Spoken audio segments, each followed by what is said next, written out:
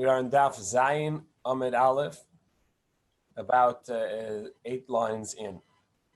The Gemara told us about the U-shape, the Ches-shaped alleyway, Mavoi, that was in Ahardah, and they went with the stringencies of both Rav and Shmuel.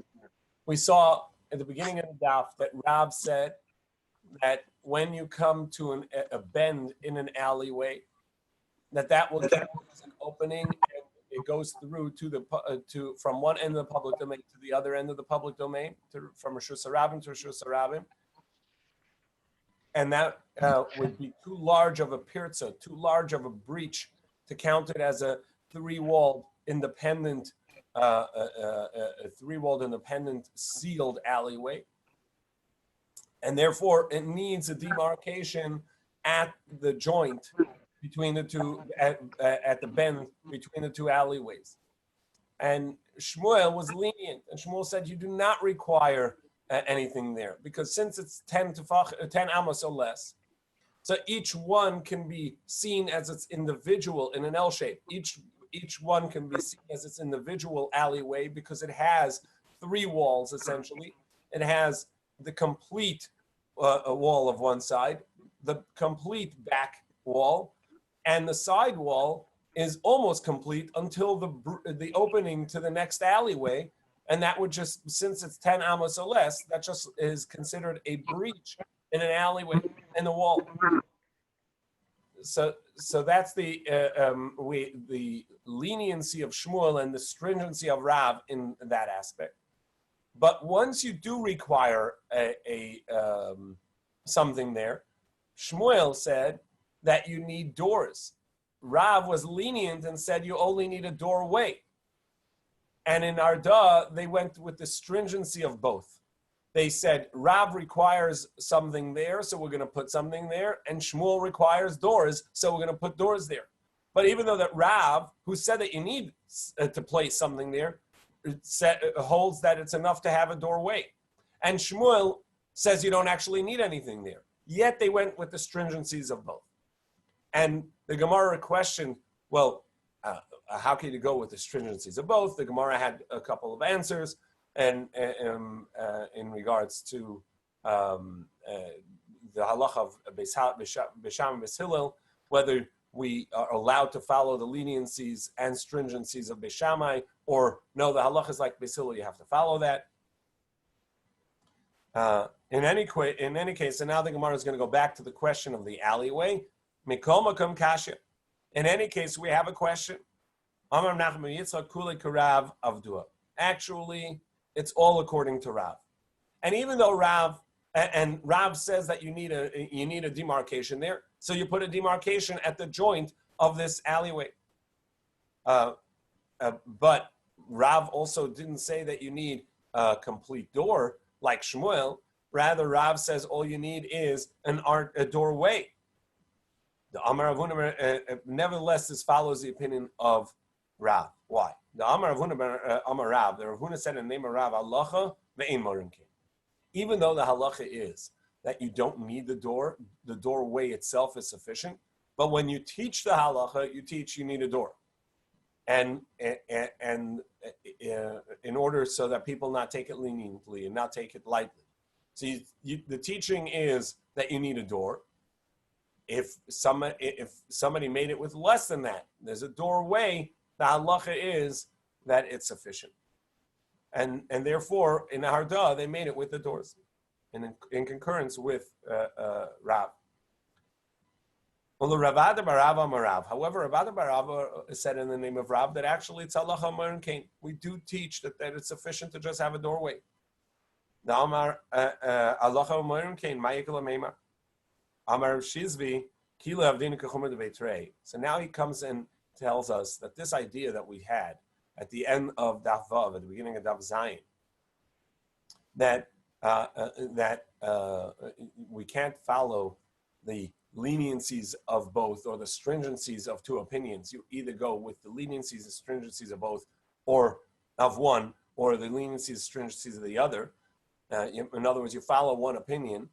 That's true only where they are dependent on each other.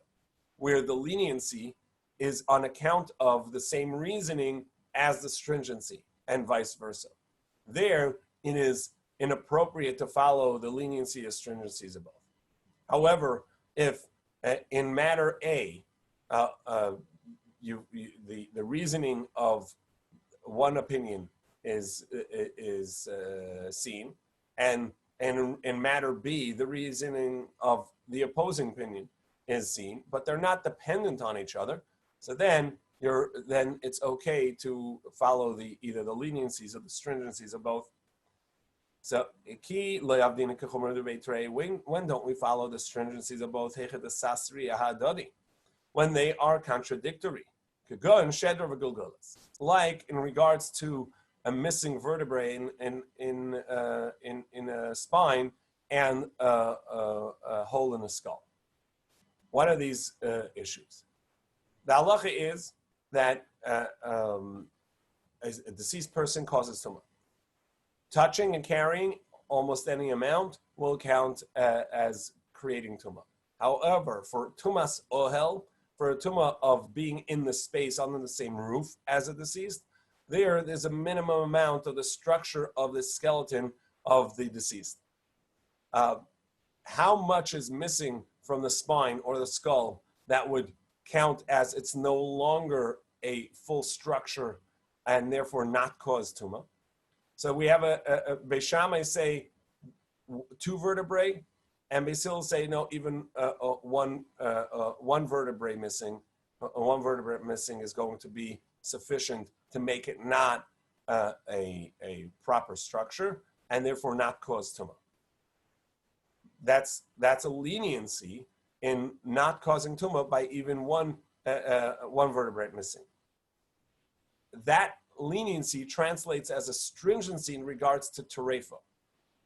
We know that an animal that has certain injuries or ailments would be terefa because it can't survive properly and therefore would not be kosher to be eaten even if it was shechted properly. How much would an animal need to be missing in order to be counted as a terefa? Beis Shammai say 2 vertebrae. Beis Hillel says 1 vertebrae. So now we have the same reasoning, because the question is how much of a spine needs to be missing in order for it to be counted as a non-structure of a spine, and the same in regards to a skull, how much will be missing, and that translates in the leniency for Beis Hillel in that there's no tumah, but also a stringency in regards to terefa. Now, if you took the stringencies of both of those, you're being strict in a contradictory way. If you took the leniencies of both, you'd be lenient in a contradictory way. That's where you can't do it. The Tanan, as we learned, if the spine or the skull were missing from this skeleton of the deceased person, which would cause tumah, v'kama chesron b'sheder, and how much would be missing? V'shamay m'shtei chulios. V'shamay say 2 vertebrae. And V'sil omrim chulio achas. V'sil say 1. And in regards to skull, V'shamay omrim kumloi makdeach. V'sil omrim kadei shinutolach hai v'yamos. Beis Shammai say for a skull, it's the size of a full makdeach, a full drill bit, whatever size that is. And Beis Hillel say that it is a specific amount that a person couldn't live with. Either way, the same would apply, but in the reverse, stringency-wise, or leniency-wise, in regards to tumah and terefa. Because in tumah, if you say it's not a structure, then in regards to terefa, you're saying it is a non-kosher animal. And if Beis Shammai say that it is enough of a structure to cause tumah with just 1 missing, in regards to terefa, they can say it's kosher to eat. That's similarly in regards to terefa. So there, you cannot be strict on one and then strict on the other, or vice versa, and lenient to one and lenient to the other, because those are dependent in reasoning on each other, and it would be contradictory if you were if you were lenient here and there, or strict here and there. But where they're not contradictory, because they're not dependent on each other, of dinan. That's where you're allowed to follow the stringencies of both. And so is the case here. There are two different logics. Question number one is, do we see the bend in the corner, the bend in the alleyway to open to the second alleyway? Is that a breach in the wall? And we see it as each one as an independent alleyway that has 3 walls, and all it needs is a demarcation at its opening. That's the opinion of Shmuel. Or Rav, who says, no, since there's a bend and people walk through there, it's a connected alleyway. It's as if it's open through and through from one end to the other. That's one question. That's not dependent on whether you need a door or a doorway.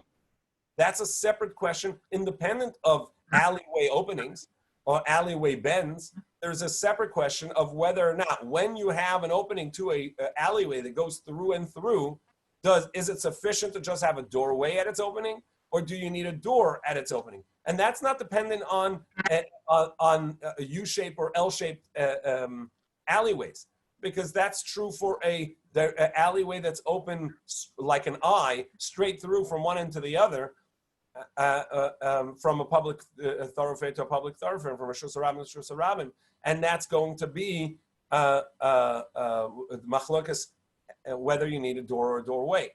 So they're not dependent on each other, and so you can be strict and say, and we're going to follow the opinion of Rav that this is not just a breach in the wall. This is actually a connected alleyway, and therefore you need a full demarcation or barrier at the front. But we're also not going to follow. But we're not going to follow the leniency of Rav that it's sufficient with just a doorway. You actually need doors, and so therefore it's not a contradiction. And in Naharda, they were able to halachically follow both stringencies.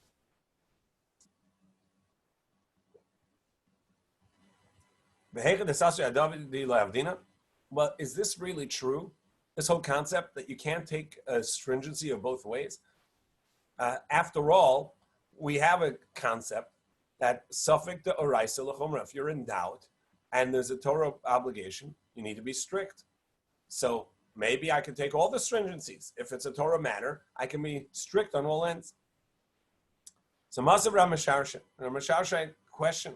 Masav Rabbi Akiva, we actually have a story with Rabbi Akiva. Shalikit esrog be'echad b'Shabbos. He picked a fruit from the esrog tree on Be'echad b'Shvat, on the first day of the month of Shvat. Now, at the beginning of Masechah Rosh Hashanah, we see that there are several Rosh Hashanah. There are Rosh Hashanah that we call Rosh Hashanah, but there are Rosh Hashanahs, other Rosh Hashanahs as well in regards to other halachic matters. And one of them we know as Tu B'Shvat, the 15th day of the month of Shvat, which is a Rosh Hashanah in regards to trees. The Rosh Hashanah in regards to trees has halachic ramifications. The tithing, the end of the tithing year is then in regards to the 3 years of Arla of a new fruit tree. That's the Rosh Hashanah of a tree. So Rabbi Akiva wasn't sure that is he going to take the tithe of the previous year or the tithe of the next year, because there's a machlokes in Rosh Hashanah whether or not Rosh Hashanah for the trees is like we follow the 15th of Shvat, or is it on the 1st of Shvat? Beis Shammai says it's the 1st of Shvat, and Beis Hillel say the 15th of Shvat. Rabbi Akiva, unsure of what to do, took the tithe of the previous year and the upcoming year. We know that the first 2 years of the Shemitah cycle, and then the 4th and 5th year of the Shemitah cycle, the Shemitah, the Meiser, the tithe, is goes to oneself. They can eat it themselves, but they must eat it in Yerushalayim. Whereas the 3rd and 6th year of the Shemitah cycle, the tithe goes to the poor. So it's Meiser Sheni, the second tithe which you take to Yerushalayim, versus on the third and sixth year, Meiser Ani, where it has to be given to the poor. Now, Rabbi Akiva was unsure. Is it a second year of the Shemitah cycle? Because the Rosh Hashanah of the new year of the fruit has not yet come. Or is it already the new year of the fruit, and therefore, for a fruit, I have to give the third year's Meiser, which is to the poor. So Rabbi Akiva did both. He took a piece off to bring to Yerushalayim, or to transfer onto a coin to bring to Yerushalayim at a later date, and a part he gave to the poor. So we see he was being strict like Beis Shammai and Beis Hillel, and they're contradictory. There's only one Rosh Hashanah. There's only one obligation of Meiser, of tithing, either this or that. He gave two tithes, one like Beis Shammai, one like Beis Hillel. So that's a contradictory. And that's a contradictory tithe. So the Gemara says, Rabbi Akiva, Gomrei istapikle.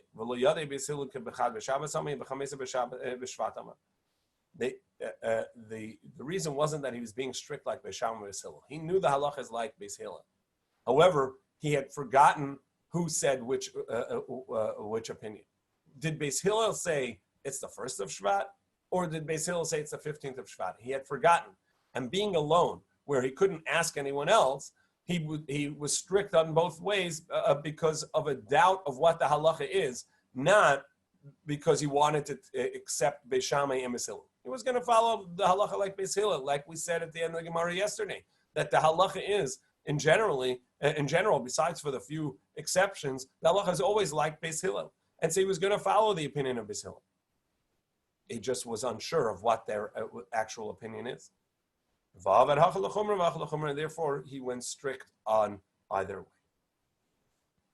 Yosef Rav Yosef Kamed Rav Huna v'Yosef Ka'amar.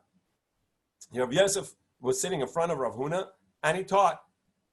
Amar Rav Yehuda Marav. In the name of Rav Yehuda Marav, machlokas b'srati mekan, or plata mekan, or plata mekan. This machlokas, in regards to how to place a boundary or a demarcation at the opening of the alleyway, is only when the alleyway on both ends opens in a Torah level public domain. It's a Rishus HaRabim D'Oraisa, a Torah level public domain on either side of this alleyway. There are two types of public domains that are possible there. Either it's a street, Saratya, which is, as we said, it has 16 amos minimally, so let's say 24, 25 feet roughly, and it has it's mefulish mishar l'shar. It goes straight from one end, from one opening of the city gates to the other opening of the city gates through the city. It services 600,000 people, like Rashi says, based on the Digli Midbar. So these, what Rashi says, are the outlines of what counts as a Saratya, a street that is a public Rishus, that is a Rishus HaRabim on a Torah level. There is also a street outside of a city, which is an intercity. But in the city itself, that's what the Saratya is. If you have alleyways coming off of it, it's in the city. And if it's in the city, then it's a Saratya based on these criteria. And or it can be a Palatya. Palatya is the public square, which could have a marketplace, and events are held there. If you think of the structure of Roman-like cities, there's a public sphere which also can service in a big city, 600,000 people, and is the main square where everybody gets together, and that too would have alleyways open to it. So if this alleyway is open to either of these types of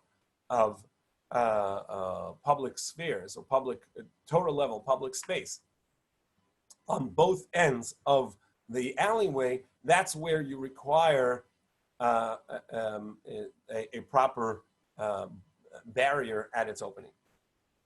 But if it has a Torah level public domain only on one side, and the other side it has a rabbinic level public domain, which we said is called a Carmelis. It is public in its usage, but it doesn't have the criteria that we talked about. Whether it's an open field, it can be a body of water, it can be an alley, another alleyway, a street, but it doesn't have 16. It doesn't have 16 amas wide. It may not service 600,000 according to Rashi and Tues. It doesn't have. It doesn't go through from one opening to the city to the other. So it is a public space, but it isn't a public space with enough of the criteria to make it into a Torah level public space. So it's rabbinic level public space because people do consider it public and they may confuse them. And therefore the Chachamim said we're going to be strict on that as well. But the leniencies are going to be there. And the leniency here is that if you don't have the alleyway open to a Torah level Rishus HaRabim, a Torah level public space, which is open on both ends, but rather it's a Carmelis, whether it's an open field, which is the case we give here, a Bika, an open field. If one of the openings opens to a public to the Carmelis, a non-Torah level public sphere, or for sure, if both of them open there, so then you don't need this level of demarcation. All you need is on one side, it's you need a doorway, which we said is 2 vertical posts and a horizontal post directly above it. And the other side is sufficient to just have a lechia kora, either a vertical post or a crossbeam. Now, as the Gemara asks, if you tell me that one side open to a Rishus HaRabim, a Torah level public space, is yet because the other side is not open to Rishus HaRabim, rather to a Carmelis, it's sufficient to just have a doorway in one side and the other side a vertical post or horizontal post, then why do I have to tell you that if they both open to a Carmelis, neither of them are a Torah level Rishus HaRabim? So why did the Mishnah have to tell us that? Hashta Suratia Mikan Bika Mikan Osel Tzurus HaPesach Mikan Belech Vikora Mikan Bika Mikan or Bika Mikan Miboya. If both of them are open there, do I need to tell you that? Hachigamer. So the Gemara says you're right. The Gemara is just saying that they are equivalent.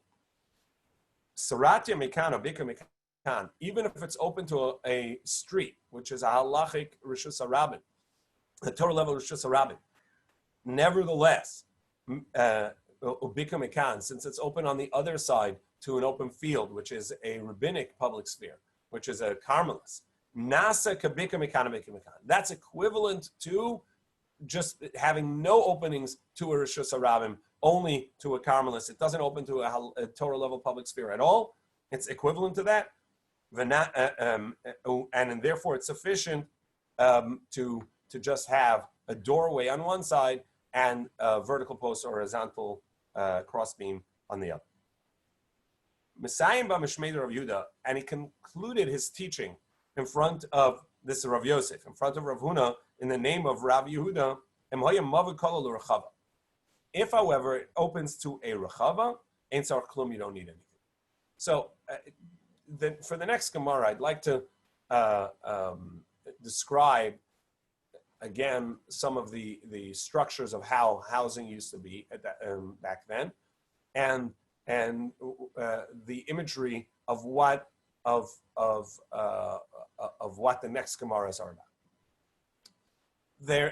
Every house or multiple houses were in a chutzner, a courtyard. The courtyard basically was where people did their family functions. They washed clothing there. They may have had an oven there and they would cook there. It was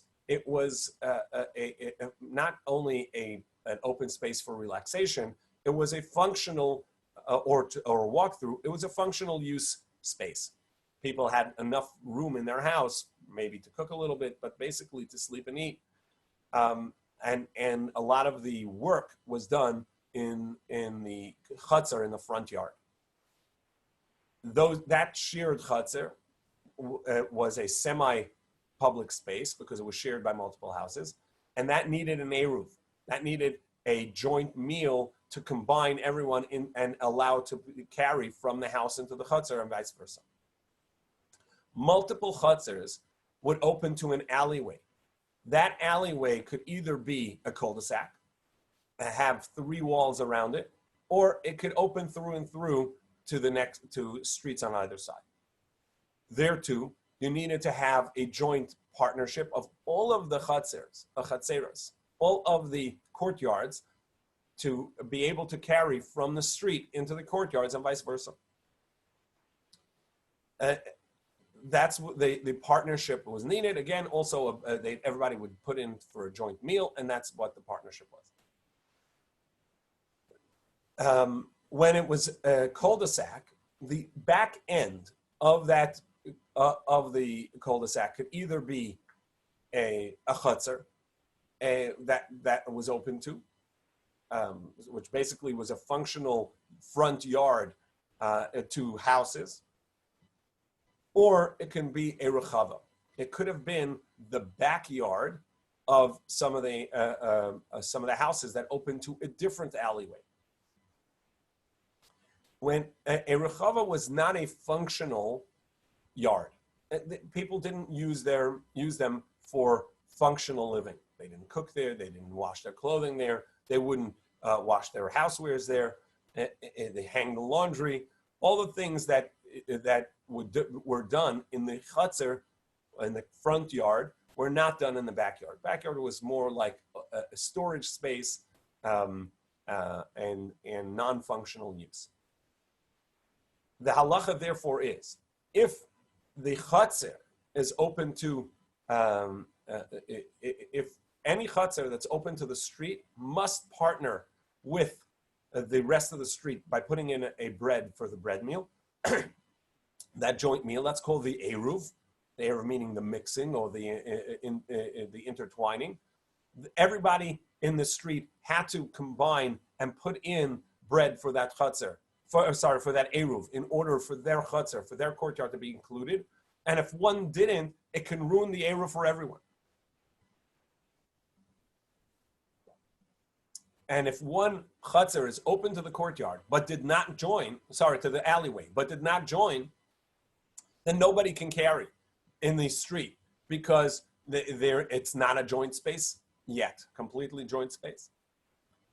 However, if there's a rechava, a backyard, which is non-functional, open, we'll see that is a question of whether or not that would make if the people in that live in the space of that rechava, of that backyard, are open to the alleyway and they did not join in a meal, whether that would ruin it for everyone and make it prohibited to carry or not. So that's a couple halachic introductions. One more introduction that is necessary. Just 1 second. In the picture, it looks like shows that there's a pirza in the between the Chava and the Rishus Rabim. Is that significant? We're not up to the scenario yet. Yes, it is significant. We're not up to that scenario yet. Right now, we're just talking about, in theory, the structure of what the alleyways look like, what the front yard and backyards look like, and that if one is open to an alleyway and they did not join the eruv, if a chutzner, a front yard, is open to an alleyway and they didn't join, that would ruin the eruv for everyone. If the backyard is open, that we're going to leave as an open question right now. Another aspect of just the structure that's important to understand. If you can imagine an alleyway that's behind the cul-de-sac, so that ends in a cul-de-sac, that means that the back wall of the alleyway would actually be open to a space that's larger than the width of the alleyway, usually. And therefore, if the alleyway completely opened into that space, whether it's a front yard or a backyard, if you're standing in the alleyway, it looks like it's completely open. However, if you're in the backyard, being that the yard is wider than the opening to the alleyway, it looks like there's a wall there with an opening, because the wall is wider than the alleyway itself. So you have a street that opens to that back. From the street's perspective, it is completely open, but from the backyard perspective, it actually has a wall with an opening to the street. And that's going to be relevant to this Gemara as well. So, Rav Yehuda is sitting in front of Rav Yosef is sitting in front of Rav Huna and is teaching in the name of Rav Yehuda.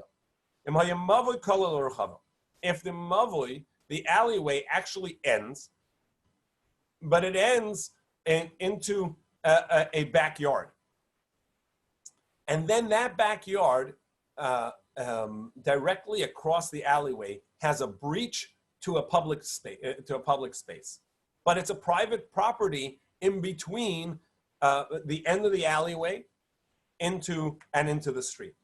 Ein tzarich klum. So that end doesn't need any demarcation. It ends. The alleyway ends. There is a private space afterwards, and then it goes into public space, and so it doesn't need any opening at all.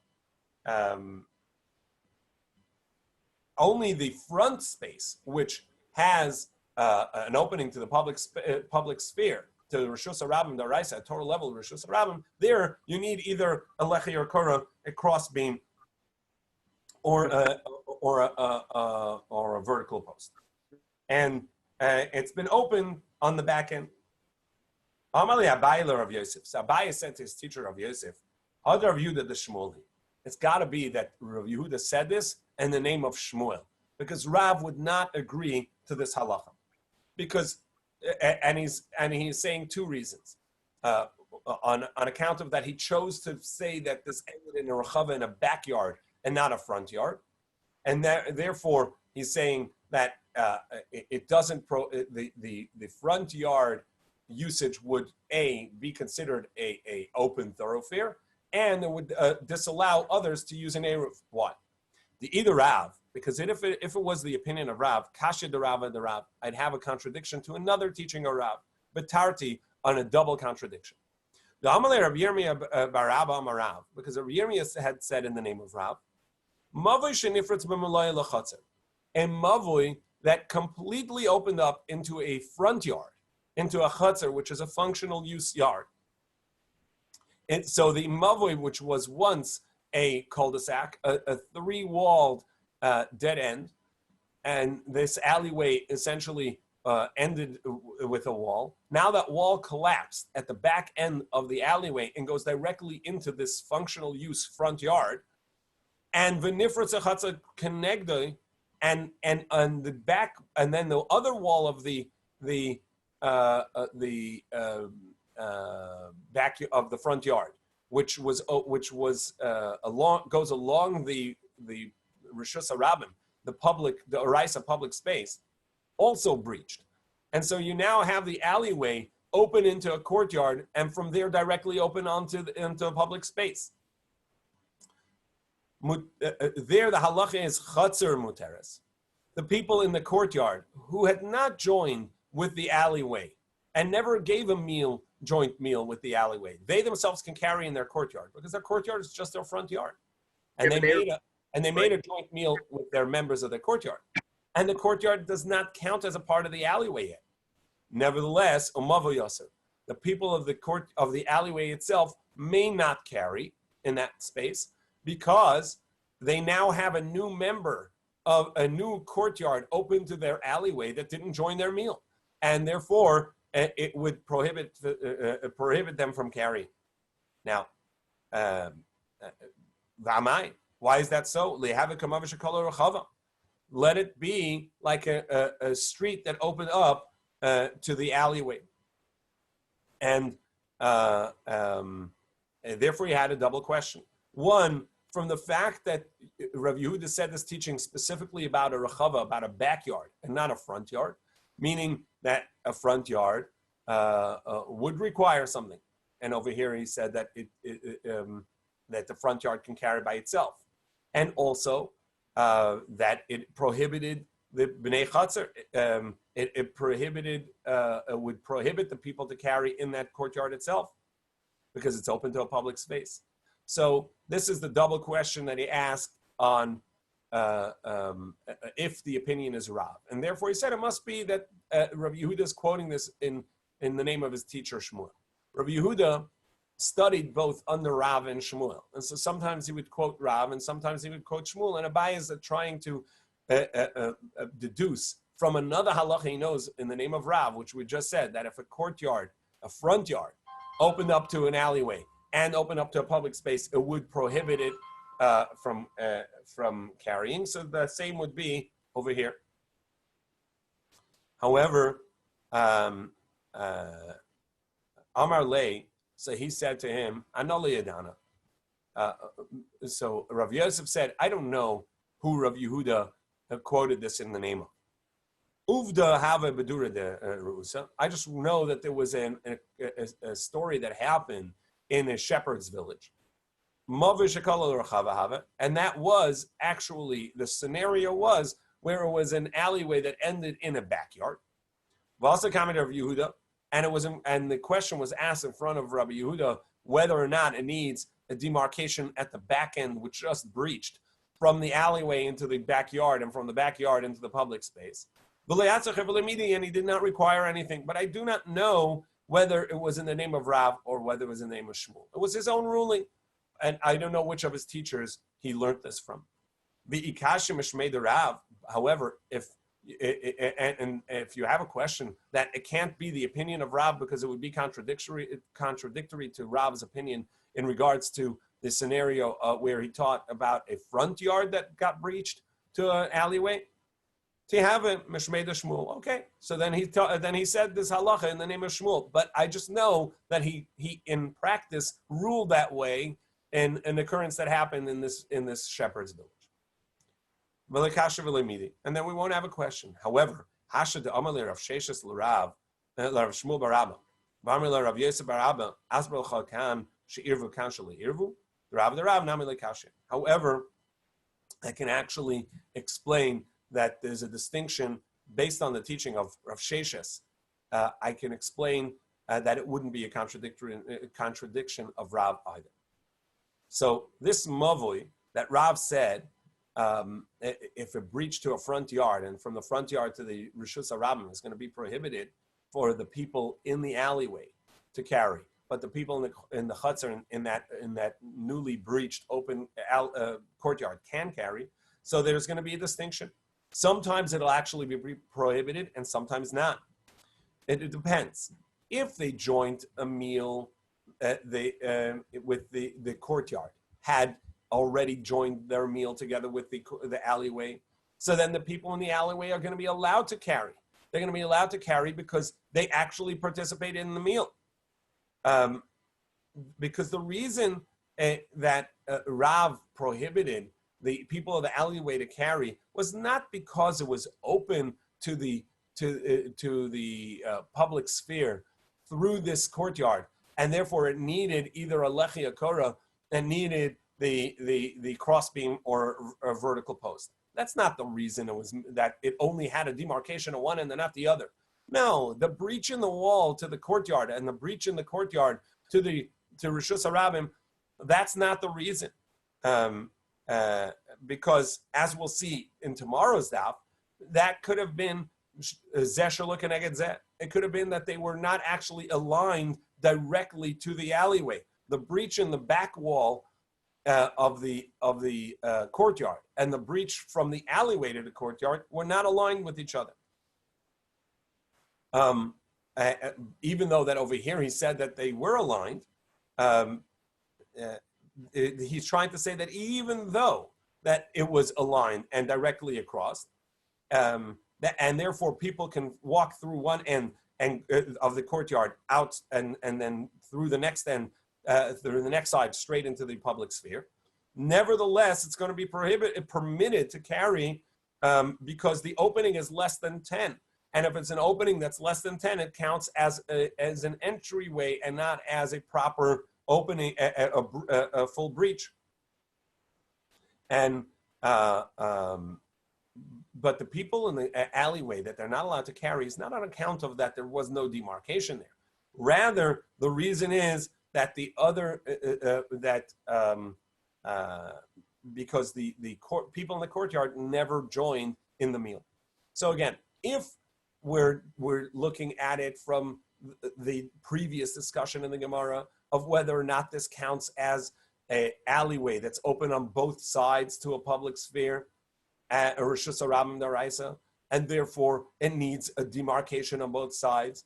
So then you're right that Rav seems to say that it's open, and Shmuel, and it must be that when Rabbi Yehuda said that a backyard is open, it doesn't need a demarcation because he follows the opinion that it doesn't count as if it's open to a public space. It's public space. But Rav Shesha is saying, no, that's not the reasoning of Rav's opinion, halacha at all. Indeed, it does not count as if it is an alleyway that's open on both sides to the public space. Because since it's just a breach in the wall of the courtyard that opened to the alleyway, and a breach on the other side of the courtyard that opens to the public space, and that breach to the public space is less than 10 amos wide, let's say 15 feet, it's less than 15 feet wide, and therefore it doesn't count as a lack of wall and a proper opening to the Rishus Harabim, to the public, total level public space, but rather it is it's just an opening in the wall. It's just a doorway. And therefore, that doesn't need a demarcation.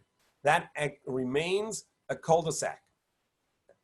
However, the reason people in the alleyway cannot carry in the alleyway would be because the members of this newly conjoined, a newly joined front yard, chatzer, to the street, didn't join in the meal, and for a front yard always has to have a joint meal. However, if they did prior to Shabbos join in with the alleyway, and they put in the joint meal, they put in a bread, then indeed it would be okay. Now,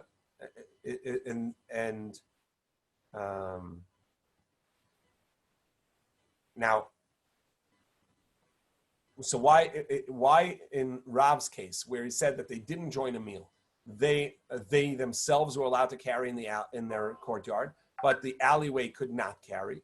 And this is what we mentioned right at the beginning of this discussion. From the perspective of the alleyway, it is completely open to the courtyard. And therefore, there is no separation between the alley and the courtyard. The people in the alleyway must have a joint meal with the people in the courtyard. And if not, they cannot carry in the street. However, the people in that courtyard, which has a breach to the alleyway, but the courtyard itself is wider than or longer than the width of the alleyway. So from the perspective on the inside of the courtyard, there are actually 4 walls with simply a breach in one of the walls to the alleyway. But the walls when you stand within the alleyway itself, you have 4 walls around you with an opening. If that opening is less than 10 amos, it's just an opening. The courtyard itself is still fully enclosed with 4 walls, and therefore in there they were allowed to continue to carry.